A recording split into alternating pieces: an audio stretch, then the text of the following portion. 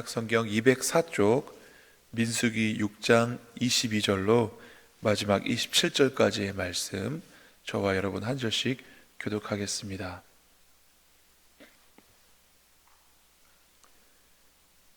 민수기 6장 22절로 27절까지 말씀입니다. 한 절씩 교독하시겠습니다. 여호와께서 모세에게 말씀하여 이르시되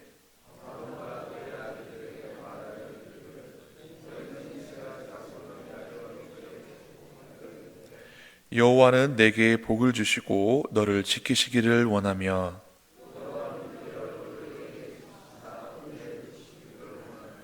여호와는 그 얼굴을 내게로 향하여드사 평강 주시기를 원하노라 할지니라 하라. 그들은 이같이 내 이름으로 이스라엘 자손에게 축복할지니 내가 그들에게 복을 주리라. 아멘. 요즘 뉴스를 보면 두려운 생각이 듭니다. 무서운 생각이 듭니다. 어느 지역에서는 천년 만에 폭우라고 하고, 어느 뉴스에서는 하늘에 강물이 열렸다고 할 정도로 많은 비가 내리고 있습니다. 감사하게도 우리 오산 지역에는 그만큼의 피해가 보고되지 않고 있어서 감사하지만, 온 나라가 물난리로 인해서 어려워하고 힘들어하고 슬퍼하고 있습니다.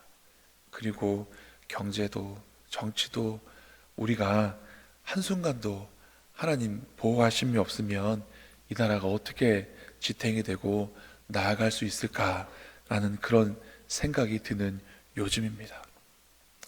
하나님께서는 우리를 통하여서 이 땅에 복 주시기를 원하십니다. 오늘 본문에 보니 여호와께서 모세에게 말씀하여 이르시되 아론과 그의 아들들에게 말하여 이르기를 하면서 제사장으로 세우심을 받은 사람이 어떻게 해야 할지 가르쳐주고 계십니다. 제사장은 단순히 하느님 앞에 나와 제사하는 것을 돕고 제사를 드리는 그런 직분이 아닙니다. 그것들보다 더 중요한 것이 있는데, 바로 자기가 섬기고 있는 그 민족 이스라엘을 위하여서 하나님의 이름으로 축복을 하는 것이 더 중요한 임무인 것을 볼 수 있습니다.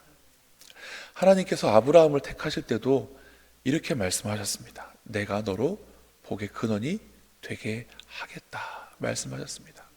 하나님께서 세상의 많은 사람들 가운데 우리를 택하시고 부르신 이유는 우리에게만 복을 주시려고 하신 것이 아니라 우리에게 복을 넘치도록 주셔서 다른 이들에게까지 하나님의 그 복을 나눠주기를 원하셨기에 우리를 부르신 줄 믿습니다. 그래서 신약성경에서는 우리에 대해서 뭐라고 말합니까? 너희는 택하신 족속이요 왕같은 제사장이요 거룩한 나라요 그의 소유된 백성이니 말씀하고 있습니다. 그렇기에 여기 이 성경에 나와 있는 모세와 아론 그 제사장들에게 뿐만 아니라 오늘날 예수 그리스도를 믿어 하나님의 자녀가 된 우리에게도 이 의무와 책임이 주어지는 것입니다. 그래서 우리는 할 수만 있으면 나뿐만이 아니라 나라와 민족을 위해서, 이 지역을 위해서, 다른 이들을 위해서 예수님의 이름으로 축복하며 기도해야 하는 것입니다. 오늘 이 새벽에 저와 여러분들을 하나님께서 깨워서 이 자리로 이끄신 것은 이 말씀을 우리의 입술을 통하여서 이루고자 하심을 믿으시기 바랍니다. 우리가 축복을 한다는 것은 복을 빌어준다라는 말씀입니다. 그러면 복은 누가 주시는 것일까요? 하나님이 주십니다. 우리에게 능력이 있는 것이 아닙니다. 우리가 복을 가지고 나누는 것이 아니라 복의 근원이신 하나님을 의지하여 하나님의 이름으로 이 땅에 축복하는 것이 맞는 것입니다. 그래서 우리는 누군가에게 복을 빌어주기 위해서 하나님과 친밀하고 가까워야 합니다. 너무나 감사한 것은 우리가 그렇게 하나님께 간구하면 하나님께서 우리의 기도를 들어주신다는 것입니다. 그러니까 우리 보고 기도하고 축복하라고 하신 것이지, 하나님께서 복의 근원이시면서 복도 안 주실 것이면서 우리한테 복을 주라고 하신 것은 아니라고 저는 믿습니다. 여기 히브리어로 축복하다라는 동사는 바라크라고 이야기하고 있습니다. 그런데 이 바라크라는 동사에는 어떤 의미가 있는가? 첫째, 무릎을 꿇다라는 의미가 있고요, 은혜로 복을 주다라는 의미가 있으며, 또 하나님을 송축하라라는 그런 뜻을 갖고 있다고 합니다. 그러니까 우리가 누군가에게 복을 빌어주려고 하면 여기 있는 이 말씀처럼 해야 됩니다. 첫 번째, 무릎을 꿇다입니다. 우리가 무릎을 하나님 앞에 꿇는 것, 언제 꿇습니까? 기도할 때 꿇지요. 우리가 하나님 앞에 간구해야 하는 것입니다. 솔로몬이 성전 봉헌을 하고 그 성전에 있는 놋대 위에서 무릎을 꿇고 기도합니다. 그리고 성전 봉헌 기도를 할 때, 하나님, 전쟁이나 기근이나 어떤 일들이 있어서 이 민족이 하나님 지으신 이 성소에 와서 기도하면 하나님께서 그것을 보시고 긍휼히 여기시고 이 백성의 죄를 사하시고 그들을 건져 주시옵소서, 이렇게 기도합니다. 우리가 솔로몬과 같이 성전에 나와 하나님께 기도해야 하는 것, 전쟁이나 기근이나 여러 가지 어려운 일이 있을 때 이 나라 이 민족을 위하여 기도하고 그들의 죄를 사하시고 그들을 죄악에서 건지시고 고난과 역경에서 지켜주시기를 기도해야 하는 것입니다. 그리고 우리가 또 누군가에게 무릎을 꿇는 행위는 경배하는 행위입니다. 하나님 앞에 엎드리는 것, 하나님을 높여드리는 것입니다. 시편 95편 6절 이하에 보면 이런 말씀이 있습니다. 오라, 우리가 굽혀 경배하며 우리를 지으신 여호와 앞에 무릎을 꿇자. 대저 저는 우리 하나님이시요 우리는 그의 기르시는 백성이며 그 손의 양이라. 아멘. 우리가 하나님 앞에 무릎을 꿇고 경배해야 하는 것은 우리에게 아무것도 없음을 의미합니다.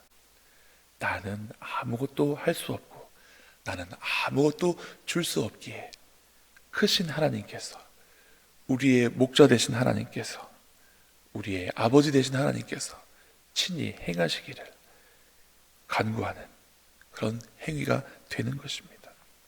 우리는 하나님의 크심을 믿고 의지해야 합니다. 아직 예수님의 때가 되지 않았는데 예수님 어머니 마리아는 하인들을 불러다가 예수님께서 뭐라고 말씀하시든지 그대로 행하라 라고 말합니다. 이러한 순종은 무릎 꿇는 것에서부터 시작합니다. 나는 시키는 대로 하고 나는 순종하고, 기적은 주님이 베푸실 것을 믿을 때 일어나는 일입니다. 우리가 하나님이 주시는, 하나님이 행하시는 놀라운 일을 보려거는 나는 아무것도 할 수 없습니다. 하나님 친히 능력을 발하여 주시옵소서. 또 주님 말씀하시면 내가 듣겠습니다 하는 그런 마음으로 하나님 앞에 우리가 꿇어 경배하고 하나님을 높여 드려야 하는 것입니다. 그리고 하나님한테 복받는 비결은 여기 하나 더 있는데 바로 하나님을 찬양하는 것입니다. 어제 설교 말씀에 다윗의 그 노래에 보면 여호와는 나의 방패시요 나의 구원의 뿌리시요 나의 산성이시요 막 이렇게 고백하는 것을 볼 수 있습니다. 찬양하는 것을 볼 수 있습니다. 다윗만큼 하나님 앞에 복을 받은 사람이 있을까 싶습니다. 그의 죄를 사하심을 얻었고 평범한 목동에서 훌륭한 왕이 되었으니까요. 이렇게 하나님께 복을 받는 사람은 하나님을 찬양하는 사람입니다. 역대하 20장에서도 보면 여호사밧 왕이 아람과 전쟁하러 갈 때에 하나님께서 너희가 직접 싸울 필요가 없다 하십니다. 그래서 여호사밧 왕이 그 군대 앞에 예비한 것은 찬양대였습니다. 무기를 들고 앞서 나간 것이 아니라 하나님을 찬양하는 찬양대가 앞서 나갔을 때 이스라엘이 이겼습니다. 승리하였습니다. 이처럼 우리가 하나님 앞에 복을 빌 때는 기도함으로, 또 하나님을 경배함으로, 하나님을 찬양함으로 나아갈 때 우리가 복을 받게 되는 것입니다.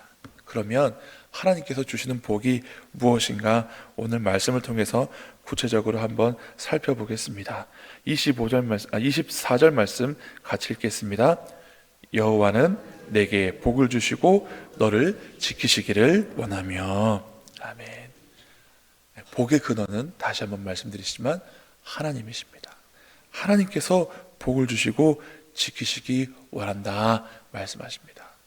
어떤 성서신학자는 여기 민수기 6장에 나오는 아론의 축도와 또 고린도후서 13장에 나오는 우리가 잘 아는 사도 바울의 축도와 닮아 있다라고 얘기합니다. 주 예수 그리스도의 은혜와 하나님 아버지의 사랑과 성령의 감화 감동하심이 이렇게 나오잖아요. 그런 것처럼 여기에 지금 성부, 성자, 성령으로 나눠져 있지는 않지만 여기에 보면 마치 성부, 성자, 성령 하나님께서 사역하시듯 하나님께서 복을 주신다라고 되어 있는데, 첫 번째는 하나님께서 복을 주시며 지켜주신다라는 것입니다. 민수기는 말 그대로 백성의 수를 헤아린다라는 뜻입니다.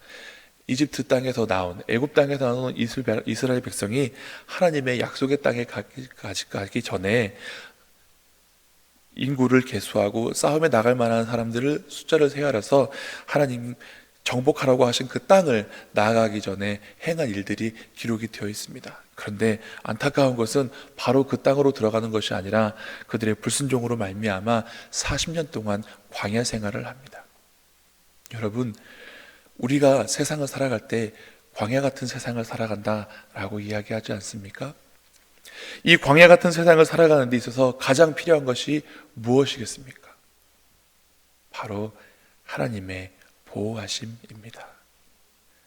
물질의 풍성함도 아니고 식량의 풍성함도 아니라 하나님께서 함께하여 주셔야 한다라는 것입니다.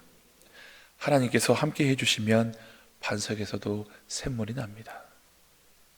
하나님께서 함께 해주시면 농사 지을 수 없는 땅에서도 아침마다 하늘에 만나가 내려집니다. 고기가 먹고 싶다고 얘기하면 하나님께서 바람을 불어서 메추라기를 보내주셨습니다. 음식을 구하고 물을 구하고 싸움에서 이기기를 구하는 것이 아니라 하나님께서 함께 하여 주시기를 구하는 것, 그것이 지혜로운 사람의 기도입니다. 그것이 하나님께서 우리에게 주시고자 하는 참된 복입니다. 부모와 자녀가 같이 밥을 먹으러 가서 밥을 먹고 돈을 계산할 때 누가 계산합니까? 대부분 부모님이 계산하시죠. 우리가 하나님과 함께하면 하나님께서 이와 같이 행하여 주십니다. 그래서 지혜로운 사람은 다른 것을, 헛된 것을 구하지 않습니다. 하나님이 함께하여 주시기를, 하나님께서 지켜주시기를, 하나님께서 이 나라 이 민족을 지켜주시고 보호하여 주시기를 우리가 기도해야겠습니다. 둘째로 25절 말씀을 읽어보면 이런 또한 복이 있습니다. 여호와는 그의 얼굴을 내게 비추사 은혜 베푸시기를 원하며. 이것은 우리 성자 예수님 주시는 은혜와 비견될 만한 복이 되겠습니다. 은혜를 베풀다, 은혜라고 할 때요, 그 동사에 갖고 있는 의미 중에 이런 말씀이 있습니다. 구부리다. 이게 단순히 구부리는 것이 아니라 아랫사람에게 몸을 구부리다. 또 이 의미에는 더 구체적으로 나가면 긍휼히 여기다 라는 의미를 가지고 있습니다. 즉 은혜는 죄로 말미암아 죽을 수밖에 없는 인간에게 조건 없이 주시는 하나님의 한량없는 사랑과 긍휼의 증조로서 예수 그리스도의 대속의 은혜인 것입니다. 누군가 우리를 불쌍히 여겨주시고 긍휼히 여겨주시는 것, 그것은 참된 복입니다. 누군가 잘못하였을 때 그 잘못을 책임지고 책망할 수 있습니다. 그러나 은혜는 그 사람의 연약함을 인하여서 그래, 그럴 수 있지 하고 용납하여 주시고 용서하여 주시는 것이 은혜입니다. 우리는 사실 죄악 많은 세상 가운데 살면서 나도 모르게 순간순간 죄를 범하며 살아갈 때가 있습니다. 그런 우리에게 가장 필요한 것이 하나님의 은혜입니다. 가늠하다 현장에서 걸린 여인을 사람들이 돌로 치려고 모여들었습니다. 주님께서 땅에 무언가 쓰신 후에 죄 없는 자가 너희를 돌로 이 여인을 치라고 말씀하시자 많은 사람들이 물러갔습니다. 아무도 남지 않게 되었을 때에 여인에게 예수님께서 말씀하셨습니다. 너를 정죄하던 자가 어디 있느냐? 주님, 아무도 없습니다. 나도 너를 정죄하지 아니하노니. 이것이 은혜입니다. 하나님께서 이 말씀을 대어놓고 이 말씀에 대해서 우리가 얼마나 바로 살았는가 책임을 물으시고 책망하기 시작한다면 우리가 하나님 앞에 어떻게 얼굴을 들고 나올 수 있겠습니까? 아니요, 우리는 오히려 이 성전 문턱도 지날 수 없을 것입니다. 우리가 뻔뻔해서 하나님 앞에 나오는 것이 아니라 우리를 사랑하시는, 우리에게 복 주시기를 원하시는 그분이 은혜로우신 분이고 자비로우신 분이고 긍휼하신 분이기에 우리가 여기에 나와서 기도하고 간구할 수 있는 줄 믿습니다. 우리는 이미 이러한 풍성한 은혜를 받은 사람들입니다. 그러므로 우리가 세상에 대해서 혀를 차며 아유, 이 세상이 왜 이래? 라고 한탄하는 것이 아니라 우리가 얻은 이 긍휼과 우리가 받은 이 은혜를 이 땅이 입을 수 있도록 기도하며 간구해야 합니다. 하나님, 나를 용서하시고 나를 용납하신 것처럼 이 땅의 죄를 위하여서 우리가 기도하오니 하나님, 이 백성의 죄를 사하여 주옵소서. 우리 민족을 긍휼히 여겨 주시옵소서. 이렇게 우리가 기도해야 하는 것입니다.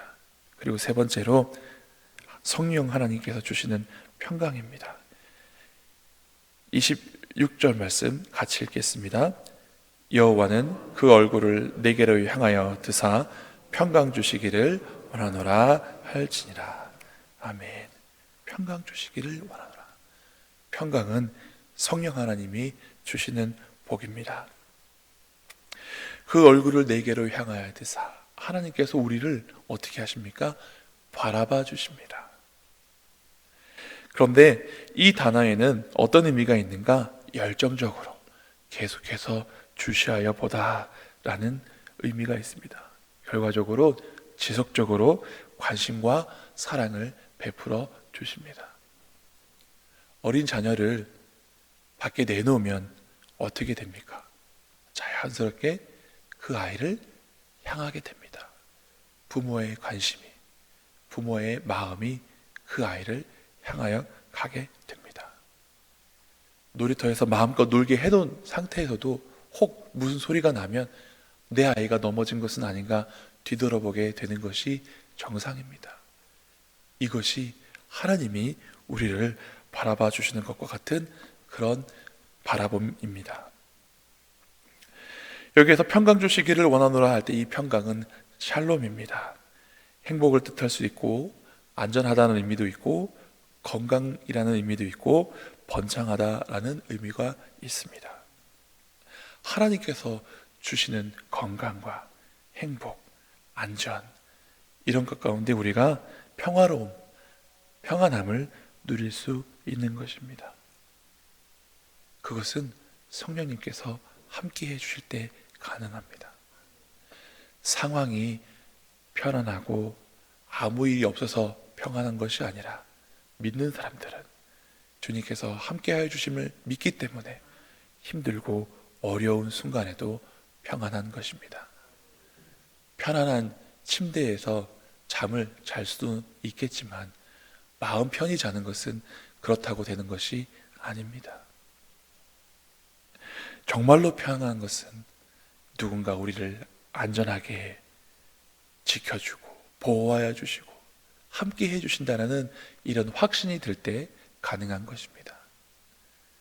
내가 사망의 음침한 길을 갈지라도 해를 두려워하지 않을 것은 주께서 나와 함께 계심을 믿기 때문이다라고 다윗이 고백했던 것처럼 우리 믿음의 사람이 늘 푸른 초장과 실만한 물가로 다니는 것이 아니라 사망의 음침한 골짜기도 갈 때가 있고 원수의 목전 앞에 설 때도 있지만 그때에도 주께서 기름으로 내 머리에 부으시니 내 잔이 넘치나이다 하는 것이 평강입니다. 우리나라가 자연재해 없이, 전쟁의 위협 없이 늘 경제적으로 풍요로운 번창하는 그런 것만 평안이 아니라 하나님께서 지켜주시고 보호해 주시고 바라봐 주실 때 이 나라가 평안한 줄 믿습니다. 오늘 기도의 자리에 나오신 여러분, 이처럼 하나님께서 주시는 복과 은혜를 나만 누리는 것이 아니라 이 나라 이민족을 위해서, 특별히 여러 가지 재해로 사랑하는 이를 잃고 재산에 많은 피해를 받은 여러 가지로 힘든 이웃들을 떠올리면서 그들에게까지도 하나님의 이 은혜와 평강이, 복이 전해지기를 위해 기도하는 믿음의 사람이 되시기를 간절히 바랍니다. 기도하시겠습니다. 하나님, 여러 가지 힘들고 어려운 상황 속에서도, 이러한 재해 속에서도 우리에게 평안을 주시고 아버지 집에 나와 기도할 수 있는 환경과 여건을 허락하여 주심을 감사를 드립니다. 새벽에 일어나서 하나님 앞에 나올 수 있는 건강 주신 것도 감사를 드립니다. 하나님, 우리에게 이러한 복과 은혜를 주시고 평강과 은혜로 함께하여 주시니 감사를 드립니다. 이제는 우리가 아론과 같은 제사장으로 부르심을 받은 사람이란 걸 깨닫고 이 나라 이민족을 위해서, 내 이웃과 친족을 위하여서 많은 하나님의 은혜와 긍휼이 필요한 사람을 위해서 기도하는 기도의 일꾼들 되게 하여 주시옵소서. 아브라함에게 주신 복처럼 우리가 복의 근원 되기를 원합니다. 하나님, 하나님께서 복의 근원 되심으로 하나님과 친밀히 하고 가깝게 하고 하나님 앞에 무릎 꿇고 하나님을 송축하며 하나님을 경배함으로 많은 이들에게 하나님이 주시는 그 복을 나눠줄 수 있는 믿음의 사람 되게 하여 주시옵소서. 감사드리며 예수님 이름으로 기도드리옵나이다. 아멘.